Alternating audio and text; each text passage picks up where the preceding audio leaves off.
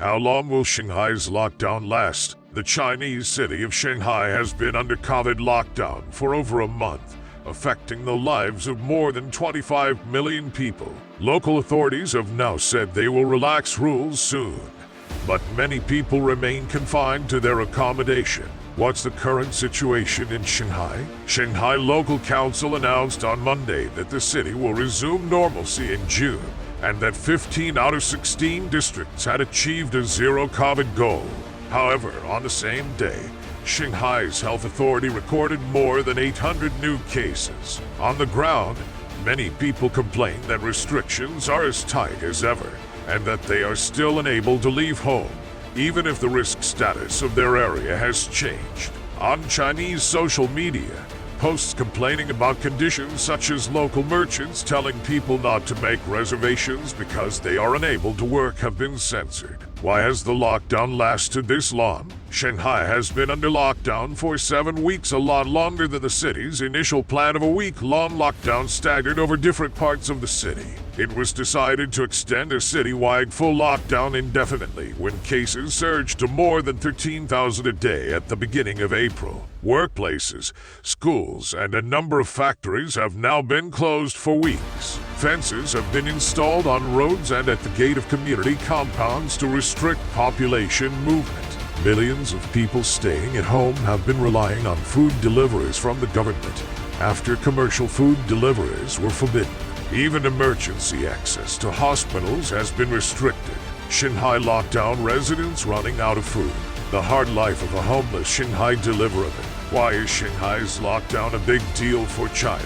Before this year, Shanghai had escaped the worst of China's COVID lockdowns even when cases rose to nearly 1,800 in March 2021. By comparison, Xi'an, population nearly 13 million, closed down because of 100 cases, and Yuzhou, more than 1.1 million people closed down after just 3 cases. The main reason is Shanghai's importance for the Chinese economy.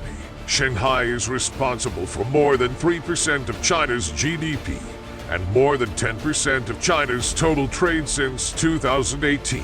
Airports in Shanghai have also been responsible for bringing in nearly half of the protective equipment and medicine that China needed in the early days of the pandemic, according to local news outlet Caixin. In 2020, cargo flights into Shanghai Pudong International Airport accounted for 3.4 million tons of goods, a million more than the airports in the cities of Beijing, Guangzhou, and Shenzhen combined. Studies from the Chinese University of Hong Kong show a 2-week lockdown in megacities like Beijing or Shanghai could cost China 2% of its monthly GDP. China's monthly GDP in 2021 was 9.5 in yuan, $1.04 on average, so the country would stand to lose about 109 yuan, $29.08 for each week the lockdown continues. How China's lockdowns can hit UK prices. The economic impact of the Shanghai lockdown.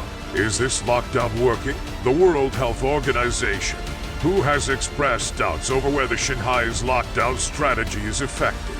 While many countries are now relying on vaccination and improved treatments, China has stuck to a policy of lockdowns and other restrictions. The WHO says that with more transmissible Omicron variants spreading, this approach is not sustainable. The virus is evolving, changing its behavior. With that, changing your measures will be very important, said Dr. Tedros Adhanom Ghebreyesus. Why the WHO is questioning China's COVID policy.